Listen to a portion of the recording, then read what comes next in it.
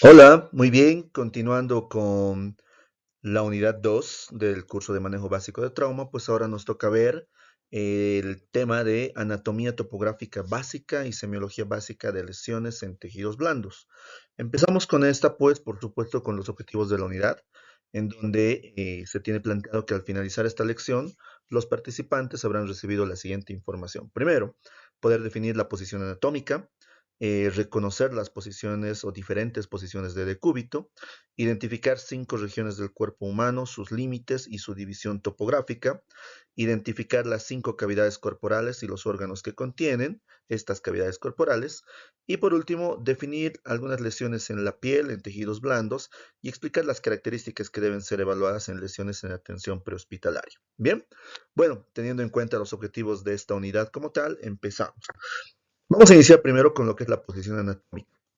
Antes de definir la misma, explicar un poquito por qué es importante que ustedes puedan conocer la posición anatómica, porque es esta posición la que nos permite no solo ubicarnos en la localización específica de diferentes tipos de lesiones, sino que es la posición que nos ayuda a explicar diferentes partes corporales, tomando como referencia y puntos de reparo, por supuesto, lo que es anterior, posterior, lateral, medial, superior o cefálico, inferior o caudal, y así sucesivamente. Entonces es esta posición la que nos ayuda a determinar universalmente las regiones corporales como tal, y por supuesto también de acuerdo a esto con los ejes y planos anatómicos, poder determinar una ayuda para la descripción de las lesiones. En ese sentido, ¿cómo se define la posición anatómica? Prácticamente la posición anatómica es imaginar a una persona erguida, completamente parada, mirando hacia el frente, con los talones juntos, con los pies ligeramente o la punta de los pies ligeramente separados, los miembros superiores o brazos completamente extendidos, con las palmas apuntando hacia adelante. Entonces, esta posición anatómica, como la podemos ver en la imagen, es evidentemente aquella que nos permite poder explicar todo lo que posteriormente vamos a aprender ahora en lo que es anatomía topográfica. Bien, ahora, de acuerdo a esta posición anatómica, es que nosotros podemos trazar diferentes ejes y planos anatómicos. En ese sentido, vamos a pensar que los ejes son líneas imaginarias que trazamos a través del cuerpo humano para poder determinar diferentes tipos de planos anatómicos. En ese sentido, tenemos lo que es primero un eje cráneo-caudal, es decir, como que una dirección de cabeza a pies. Tenemos lo que es un eje antero-posterior o dorso-ventral, es como una trayectoria de adelante hacia atrás. Y tenemos un eje latero-lateral, de izquierda a derecha y derecha a izquierda. Entonces, a través de estas direcciones de los ejes podemos determinar ciertos planos. Uno de los principales, quizás el plano coronal o plano frontal, que es aquel que nos permite dividir al cuerpo en dos sectores, un plano anterior y un plano posterior. Tenemos otro plano que es el plano sagital, que es un plano que divide también al cuerpo en dos segmentos, divide prácticamente por la mitad, en un segmento derecho y en un segmento izquierdo. Luego vamos a tener lo que es el plano transversal, que es un plano horizontal que va a dividir al cuerpo nuevamente en dos segmentos, un segmento superior y un segmento inferior. ¿Por qué nos sirven estos planos? Porque evidentemente a través de los mismos vamos a poder identificar regiones corporales anteriores, posteriores, laterales, mediales, cefálicas o superiores, caudales o inferiores. Y son estos términos de referencia que nos van a ayudar a describir asimismo en comparación o en relación con términos de relación, valga la redundancia, para poder determinar la descripción de las lesiones. En ese sentido, y es precisamente lo que mencionábamos, los planos nos van a ayudar a determinar términos de relación y términos de comparación. En ese sentido, cuando hablamos de algo que está más hacia la región de la cabeza, por así decirlo, estamos hablando de un término de relación craneal que se compara hacia un segmento más alejado de la cabeza, que es el segmento de los pies, por así decirlo, que utiliza el término caudal. Lo mismo en relación con el término proximal y término distal. Si hablamos de lo que es en los términos de comparación o de relación medial y lateral, estamos hablando que el término medial hace referencia a una cercanía mayor hacia lo que es la mitad del cuerpo, en cambio lateral hacia una cercanía más distante. Y lo mismo cuando hablamos de un plano frontal o coronal, hemos mencionado que se divide el cuerpo en una región anterior o ventral y una región posterior o dorsal. Entonces son estos términos de relación que nos van a ayudar a determinar muchos aspectos para la descripción de diferentes tipos de lesiones y no solo la anatomía topográfica como tal. Otra situación que nos ayuda a describir lo que es la condición de un paciente o la situación de un paciente es los términos de posición. Si bien nosotros tenemos que imaginar que la posición anatómica como tal nos ayuda a especificar todos los términos de relación y comparación, son las posiciones aquellas que también tenemos que describirlas, pero que en su defecto no influyen en los cambios de términos como tal. Es decir, todo lo que está hacia adelante del cuerpo de acuerdo al plano coronal o frontal siempre va a ser anterior, independientemente de si el paciente está recostado o en una posición de decúbito dorsal, decúbito lateral o decúbito prono. Pero es importante de todas maneras conocer el tema de los términos de posiciones de decúbitos. Entonces hablamos de un término de decúbito dorsal cuando el paciente está recostado, boca arriba, apoyando toda la región dorsal del cuerpo sobre el piso.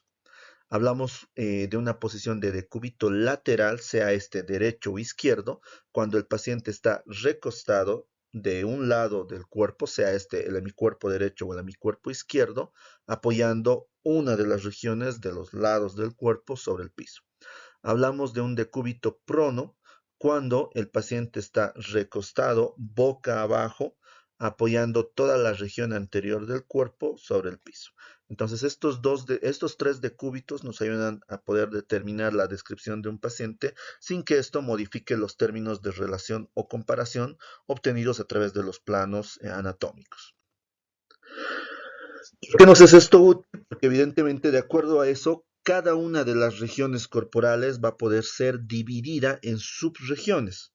Pero antes de poder conocer la división de las subregiones, tenemos que conocer la división general. En ese sentido, el cuerpo humano prácticamente se va a dividir en estas regiones. Primero, vamos a tener lo que es la región de la cabeza, vamos a tener la región del cuello, vamos a tener la región del tronco que abarca el tórax, el abdomen y la pelvis, y vamos a tener las regiones de los miembros superiores y de los miembros inferiores. De manera general, creo que todos conocemos estas regiones, lo hemos aprendido hasta en las materias de biología, anatomía en el colegio, entonces es muy importante recordarlo. Obviamente, de manera general, estas regiones, mencionarlas así tal cual las acabo de mencionar, son o no es suficiente para un manejo en atención prehospitalaria, ya que en atención prehospitalaria requerimos tener un manejo y un conocimiento mucho más amplio de la división de las regiones corporales. Entonces, en ese sentido, ahora vamos a ver cada una de las regiones y cómo éstas se dividen. Pero antes de pasar a eso, vamos a nuevamente repetir. Entonces, las regiones corporales son la cabeza, el cuello, el tronco, que tiene la región torácica, abdominal y pélvica, los miembros superiores y los miembros inferiores. Empezamos ahora con lo que es la región de la cabeza y el cuello. Evidentemente, si lo mencionamos como tal, pues por supuesto uno pensaría que no va a tener muchas subregiones para una persona que no tiene conocimientos profundos de lo que es anatomía, pero ya en atención prehospitalaria, así sea esta básica, como es lo que en la materia o el curso de manejo básico de trauma, se requiere conocer con más detalle lo que es la anatomía. En ese sentido, la región de la cabeza como tal se va a subdividir en dos subregiones, lo que es la subregión craneal y lo que es la región facial, es decir, el cráneo y la cara. Muy bien, empecemos por la parte del cráneo. Evidentemente el cráneo como tal va a tener sus subdivisiones de acuerdo a los huesos del cráneo por sí mismos. En ese sentido vamos a tener una región occipital, que es la parte de la nuca, vamos a tener dos regiones temporales que están prácticamente a los costados del cráneo, casi por la parte de los oídos o del pabellón auricular. Vamos a tener dos regiones parietales, tanto derecha como izquierda. Vamos a tener lo que es la región frontal y pues por supuesto con estas, evidentemente ya la región craneal como tal estaría conformada, conectada y comunicada a su vez con lo que es la región facial y lo que es la región del cuello. En la región facial como tal, pasando a la misma, vamos a tener lo que es continuando con la región craneal a la parte frontal, vamos a tener lo que es la región orbitaria, en donde se encuentra prácticamente pues los ojos. Vamos a tener asimismo acá lo que es la región nasal, la nariz como tal, que va a tener lo que es la raíz de la nariz o la base de la nariz, la punta de la nariz y las fosas nasales. Vamos a tener la región infraorbitaria, tanto derecha como izquierda, que está por debajo de los ojos. Vamos a tener la región cigomática, que es conocida como los pómulos, tanto derecha como izquierda. Vamos a tener la región labial, o la región bucal, en donde se encuentra toda la parte de la boca en sí. Por debajo la región mentoniana, por detrás de la región mentoniana la región mandibular como tal y conectadas a la región auricular. Entonces, en ese sentido, toda la parte facial va a estar compuesta por el segmento o las subregiones donde se encuentran los ojos, la nariz, la boca, el tema del mentón, los pómulos, el maxilar inferior y también la parte de los oídos.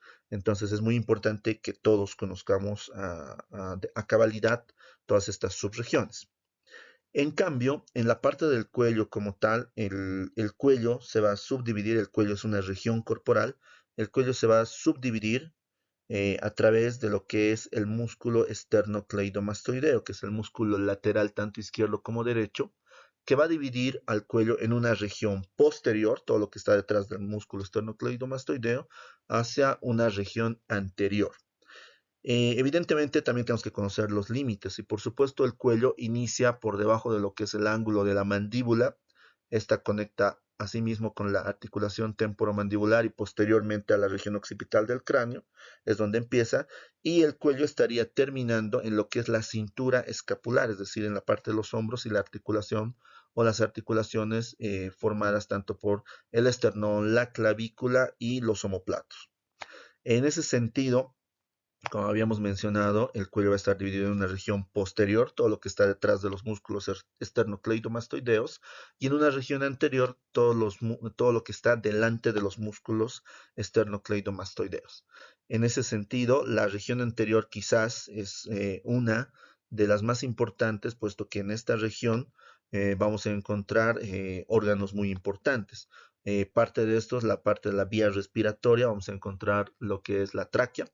Asimismo, lateral a la tráquea en ambos lados, tanto derecho como izquierdo, vamos a tener posicionadas tanto las venas yugulares externas como las internas, pero y sobre todo quizás con mayor relevancia lo que es la arteria carotidia, en donde en atención prehospitalaria se toma uno de los pulsos más importantes, que es el pulso carotidio. Bien, entonces ahí tenemos la subdivisión de la región de la cabeza y del cuello. Vamos ahora a lo que es la región torácica. El tronco en específico, como habíamos mencionado, se va a dividir en una región torácica, en una región abdominal y en una región pélvica. La región torácica como tal, al igual que el cuello, se va a dividir en una región anterior, en una región posterior, en una región lateral derecha y en una región lateral izquierda. Algo muy importante es que en la región torácica, en su cara anterior, es decir, en la cara delantera, vamos a tener algunos puntos de reparo anatómicos muy visibles, fácilmente detectables, por así decirlo. Si podemos ver acá en la imagen, tenemos a una persona que está con el tronco descubierto y podemos ver que por debajo del cuello, en continuidad de lo que es la tráquea, vamos a tener un hueso central o el inicio de un hueso central. Este hueso central, conocido como esternón, en la parte superior o en la parte proximal va a tener como una parte principal el famoso manubrio del esternón. en donde en este manubrio del esternón pues va a existir una continuidad a través